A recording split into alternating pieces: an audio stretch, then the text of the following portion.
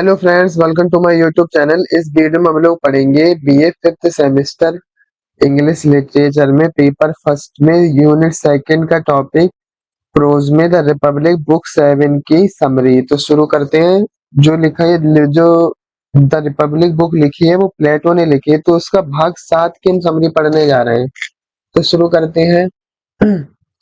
Book 7 of Plato's The Republic stand as a pivotal part of the philosophical work, introducing the powerful allegory of the cave and delving into the transformative journey of a philosopher towards enlightenment। यानी प्लेटो की the republic book पुस्तक 7 का सारांश प्लेटो की the Republic पुस्तक 7 दार्शनिक कार्य का एक महत्वपूर्ण हिस्सा है, जो गुफा के शक्तिशाली रूपक का परिचय देती है और उसे और आत्मविज्ञान की दिशा में एक दार्शनिक की परिवर्तनकारी यात्रा में गहराई से उतरती है। It emphasizes the importance of seeking truth, questioning conventional wisdom, and engaging in intellectual pursuits, ultimately arguing that only enlightened philosophers are suited to guide society toward justice and harmony। यानी वो कह रहे हैं, यह सत्य की खोज करने, पारंपरिक ज्ञान पर सवाल उठाने और बौद्धिक गतिविधियों में संलग्न रहे होने के महत्व पर जोर देता है। अंततः यह तर्क देता है केवल प्रबुद्ध दार्शनिक ही समाज को न्याय और सद्भाव की दिशा में मार्गदर्शन करने के लिए उपयुक्त हैं। आगे पढ़ेंगे। The allegory of the cave, a seminal metaphor in Western philosophy, is presented through a dialogue between Socrates and Glaucon। यानी गुफा का रूपक पश्चिमी दर्शन में एक मौलिक रूपक है। सुकरात और ग्लूकोन के बीच एक संवाद के माध्यम से प्रस्तुत किया गया है। आगे पढ़ेंगे। This allegory depicts prisoners who have been chained in a cave since birth, their heads fixed so they can only see shadows cast on the wall in front of them। यानी कह रहा है, यह रूपक उन कैदियों को दर्शाता है जिन्हें जन्म से ही गुफा में जंजीरों से बांध दिया गया है। उनके सर स्थिर कर दिए गए हैं ताकि वे केवल अपने सामने की दीवार पर बनी छाया को देख सके। आगे पढ़ेंगे। These shadows constitute their entire reality, and the prisoners are enabled to conceive of the objects and the world outside the cave that produce the shadows। यानी यह छायाएं उनकी संपूर्ण वास्तविकता का निर्माण करती हैं और कैदी उन वस्तुओं और गुफाओं के बाहर की दुनिया की कल्पना करने में असमर्थ है जो छाया उत्पन्न करती हैं। आगे पढ़ेंगे। Allegory serves as an illustration of the philosopher's journey from ignorance to enlightenment, as well as a commentary on the nature of knowledge, perception and reality। यानी रूपक दार्शनिक की अज्ञानता से आत्मज्ञान तक की यात्रा के चित्रण के साथ साथ ज्ञान, धारणा और वास्तविकता की प्रकृति पर एक टिप्पणी के रूप में कार्य करता है। आगे पढ़ेंगे।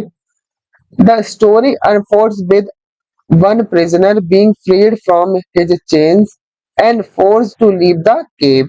यानी कहानी एक कैदी को उसकी जंजीरों से मुक्त करने और गुफा छोड़ने के लिए मजबूर करने के साथ सामने आती है। As he ascends toward the surface, he experiences pain, disorientation and confusion, ultimately arriving at the sunlit world outside। यानी जैसे जैसे वह सतह की ओर बढ़ता है, उसे दर्द, भटकाव और भ्रम का अनुभव होता है और अंततः वह बाहर सूर्य की रोशनी वाली दुनिया में पहुंचता है। आगे पढ़ेंगे। Gradually his eyes adjust to the light and he start to comprehend the true nature of reality and the limitation of his previous beliefs। यानी धीरे धीरे उसकी आंखें रोशनी के अनुकूल हो जाती हैं और वह वास्तविकता की वास्तविक प्रकृतियों और अपनी पिछली मान्यताओं की सीमाओं को समझने लगता है। और the allegory demonstrates the arduous process of intellectual and philosophical awakening, illustrating the difficulty of transcending the confines of ignorance and the illusion perpetuated by societal norms and beliefs। यानी रूपक बौद्धिक और दार्शनिक जागृति की कठिन प्रक्रिया को प्रदर्शित करता है, जो अज्ञानता की सीमाओं और सामाजिक मानदंडों और मान्यताओं द्वारा कायम भ्रम को पार करने की कठिनाई को दर्शाता है। आगे पढ़ेंगे। Upon understanding the true nature of reality, the freed prisoner feels compelled to return to the cave and share his newfound knowledge with the others। यानी वास्तविकता की प्रकृति को समझने पर मुक्त कैदी गुफा में लौटने और अपने नए ज्ञान को दूसरों के साथ साझा करने के लिए मजबूर महसूस करता है। However, his return to met with ridicule and disbelief as the prisoners are unable to grasp the reality beyond the shadows they have। यानी हालांकि उनकी वापसी को उपहास और अविश्वास का सामना करना पड़ा, क्योंकि कैदी अपनी छाया से परे वास्तविकता को समझने में असमर्थ हैं। आगे पढ़ेंगे। known their entire lives, यानी उनके पूरे जीवन को जो जाना जाता है, उन्होंने जो पहले देखा, जब वे कैद जो देखते हैं उनके सामने की छाया को जितना भी जानते हैं। This part of the allegory highlights the challenges that philosophers face when attempting to communicate their insight and the resistance they often encounter from those who cling to familiar beliefs and perspectives। Perspectives यानी रूपक का यह हिस्सा उन चुनौतियों पर प्रकाश डालता है जिनका सामना दार्शनिकों को अपनी अंतर्दृष्टि को संप्रेषित करने का प्रयास करते समय करना पड़ता है, यानी किसी को साझा करते हुए, और अक्सर उन लोगों से प्रतिरोध का सामना करना पड़ता है जो परिचित मान्यताओं और दृष्टिकोणों से चिपके रहते हैं। आगे पढ़ेंगे। In addition to the allegory of the cave, Book 7 delves into the education and intellectual development of the philosopher। यानी गुफा के रूपक के अलावा पुस्तक 7 दार्शनिक की शिक्षा और बौद्धिक विकास पर प्रभाव डालती है। Plato outlines the rigorous study of mathematics, geometry, astronomy, and dialectics and as essential components of the philosopher's training। यानी प्लेटो दार्शनिक के प्रशिक्षण के आवश्यक घटकों के रूप में गणित, ज्यामिति, खगोल विज्ञान और द्वंद्वात्मक के कठोर अध्ययन को रेखांकित करता है। The purpose of this education is not only to expand the philosopher's knowledge, but also to refine their cognitive abilities and sharpen their capacity for abstract thought, logical reasoning, and intellectual inquiry। यानी इस शिक्षा का उद्देश्य न केवल दार्शनिकों के ज्ञान का विस्तार करना है, बल्कि उनकी संज्ञानात्मक क्षमताओं को सजाना या अच्छा करना और अमूर्त विचार, तार्किक तर्क और बौद्धिक जांच के लिए उनकी क्षमता को तेज करना भी है। आगे पढ़ेंगे।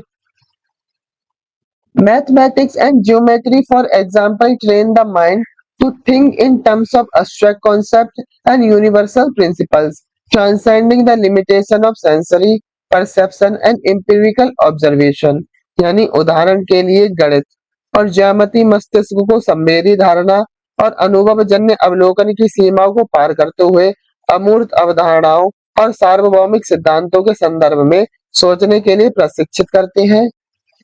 Astronomy fosters the ability to contemplate the heavens and the cosmos, pushing the boundaries of human understanding and raising profound questions about the nature of the universe and humanity's place within it। यानी खगोल विज्ञान स्वर्ग और ब्रह्मांड पर विचार करने की क्षमता को बढ़ावा देता है, मानव समझ की सीमाओं को आगे बढ़ाता है और ब्रह्मांड की प्रकृति और उसके भीतर मानवता के स्थान के बारे में गहन प्रश्न उठाता है। आगे पढ़ेंगे। Dialectics, the art of logical argumentation and reasoned discourse hones the philosopher's ability to critically examine ideas, engage in constructive debate and discuss the truth from falsehood. यानी द्वंद्वात्मकता, तार्किक तर्क और तर्कसंगत प्रवचन की कला दार्शनिक के विचारों की आलोचनात्मक जांच करने, रचनात्मक बहस में संलग्न होने और झूठ से सच को समझने की क्षमता को निखारती है।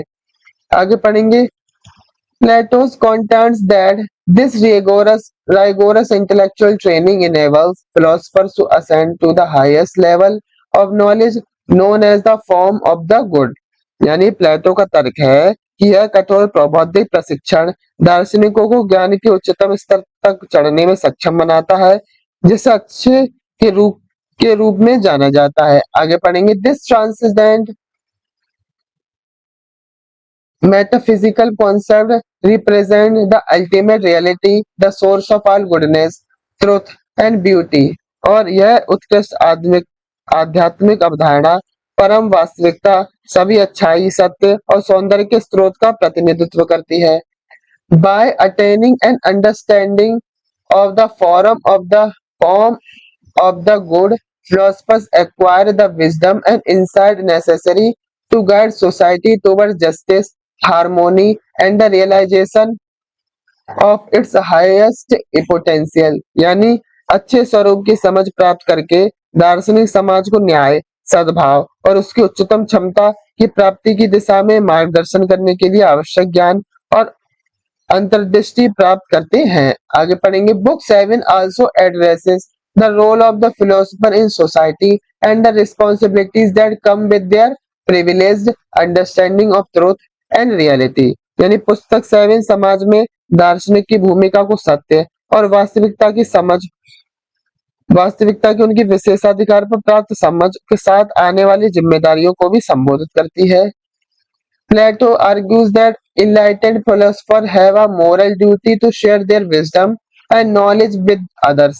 यानी प्लेटो का तर्क है कि प्रबुद्ध जो ज्ञानी दार्शनिक का नैतिक कर्तव्य है कि वे अपने ज्ञान और ज्ञान के दूसरों के साथ साझा करें, सक्रिय रूप से समाज के शासन और उसके नागरिकों को भी सद्गुणों की खेती में लगे रहें।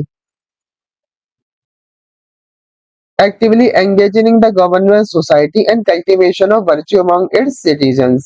The notion forms the basis of Plato's concept of the philosopher's king, a wise and enlightened ruler who governs with justice, compassion, and a deep understanding of the greater good। यानी हालांकि प्लेटो यह धारणा प्लेटो की दार्शनिक राजा की एक बुद्धिमान और प्रबुद्ध शासक की अवधारणा का आधार बनती है, जो न्याय, करुणा और व्यापक भलाई की गहरी समझ के साथ शासन करता है। आगे पढ़ेंगे how Plato acknowledge the challenges that philosopher face when attempting to assume positions of leadership and influence in society. यानी यद्यपि प्लेटो उन चुनौतियों को स्वीकार करता है जिनका सामना दार्शनिकों को समाज में नेतृत्व और प्रभाव की स्थिति संभालने का प्रयास करते समय करना पड़ता है। Due to their divergent views and profound understanding of reality, they may encounter scepticism, hostility और outright rejection from those who cling to conventional wisdom and entrenched beliefs। और अपने विभिन्न विचारों, वास्तविकता की गहरी समझ के कारण उन्हें उन लोगों से संदेह, शत्रुता या पूर्ण अस्वीकृति का सामना करना पड़ता है जो पारंपरिक ज्ञान और दृढ़ विश्वासों से चिपके रहते हैं। The philosopher's role as a leader is further complicated by the potential for corruption, as the exercise of power can lead even the most virtuous individuals astray। यानी एक नेता के रूप में दार्शनिक की भूमिका भ्रष्टाचार की संभावना के कारण और भी जटिल हो जाती है, क्योंकि सत्ता का प्रयोग सबसे गुणी व्यक्तियों को भी भटका सकता है। आगे पढ़ेंगे क्या है। Despite these challenges, इन चुनौतियों के बावजूद प्लेटो maintains that the philosopher is uniquely qualified to lead society because they possess the knowledge and wisdom necessary to distinguish between the shadows of illusion and the reality that lies beyond them। यानी इन चुनौतियों के बावजूद प्लेटो का कहना है कि दार्शनिक समाज का नेतृत्व करने के लिए विशिष्ट रूप से योग्य है, क्योंकि उनके पास भ्रम की छाया है और उनके परे की वास्तविकता के बीच अंतर करने के लिए आवश्यक ज्ञान और बुद्धि होती है। आगे पढ़ेंगे in doing so they can discern the principal that अंडरलाई a just and harmonious social order, steering society towards its highest ideals and away from the destructive tendencies of ignorance, greed and power।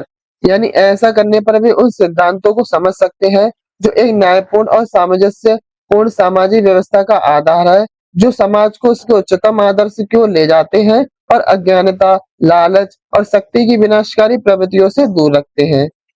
आगे पढ़ेंगे throughout book 7 of the republic Plato reiterates the importance of questioning preconceived notions, embracing intellectual curiosity and pursuing wisdom। यानी book Republic की पूरी पुस्तक 7 में प्लेटो पूर्व कल्पित धारणाओं पर सवाल उठाने, जो पहले से चली आ रही धारणाएं, बौद्धिक जिज्ञासा को अपनाने और ज्ञान का अनुसरण करने को महत्व को दोहराता है। He emphasizes that true knowledge is not merely an accumulation of facts or empirical observation, but the result of a rigorous and transformative process of inquiry, reflection, and intellectual growth। यानी वह इस बात पर जोर देते हैं कि सच्चा ज्ञान केवल तथ्यों या अनुभवजन्य टिप्पणियों का संचय नहीं है, बल्कि जांच, प्रतिबिंब और बौद्धिक विकास की एक कठोर और परिवर्तनकारी प्रक्रिया का परिणाम है। आगे पढ़ेंगे by cultivating their minds and hearts philosophers can transcend the limitation of ordinary perception, access the realm of internal truth and ideas, and bring about positive change in both their personal lives and the wider world। यानी अपने दिमाग और दिल को विकसित करके दार्शनिक सामान्य धारणा की सीमाओं को पार कर सकते हैं, शाश्वत सत्य और आदर्शों के दायरे तक पहुंच सकते हैं और अपने व्यक्तिगत जीवन और व्यापक दुनिया दोनों में सकारात्मक बदलाव ला सकते हैं। आगे पढ़ेंगे in conclusion book 7 of Plato's the Republic offers a profound exploration of the nature of knowledge, truth and the transformative power of philosophy. यानी अंत में प्लेटो की द रिपब्लिक पुस्तक 7 ज्ञान की प्रकृति, सत्य और दर्शन की परिवर्तनकारी शक्ति का गहन अन्वेषण प्रस्तुत करती है।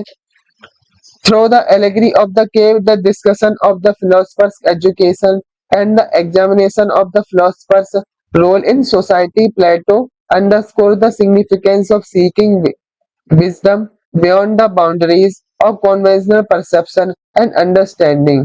यानी गुफा के रूपक के माध्यम से दार्शनिक की शिक्षा की चर्चा और समाज में दार्शनिक की भूमिका की जांच के माध्यम से प्लेटो पारंपरिक धारणा और समझ की सीमाओं से परे ज्ञान की तलाश के महत्व को रेखांकित करता है।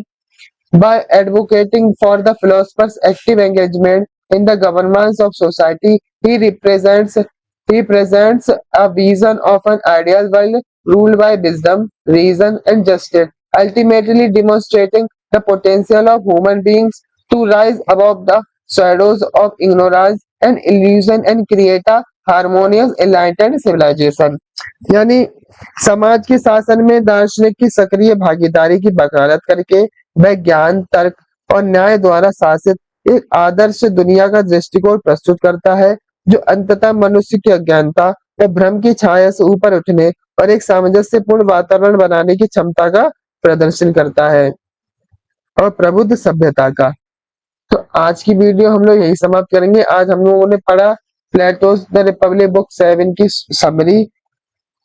चैनल को सब्सक्राइब, वीडियो को लाइक करें, जिस किसी को इस वीडियो की आवश्यकता हो उसके इसके लिंक शेयर करें और आगे वीडियो में हम इसके थीम्स और इसके लॉन्ग क्वेश्चन डिस्कस करेंगे कि कैसे क्वेश्चन आते हैं और उनके आंसर क्या होंगे। तो आज की वीडियो यही समाप्त करते हैं। धन्यवाद।